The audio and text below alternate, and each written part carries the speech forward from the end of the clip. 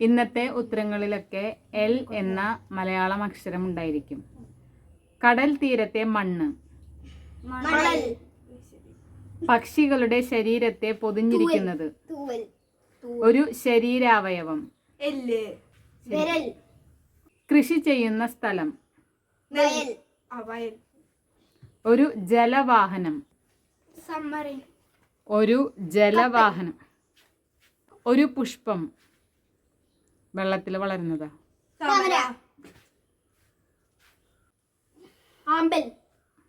പാടുന്ന പക്ഷി. സൂര്യന്റെ വെളിച്ചവും ചൂടും. ഒരു ഓമന മൃഗം. ഒരു ഇംഗ്ലീഷ് മാസം. ഒക്ടോബർ. ഏപ്രിൽ.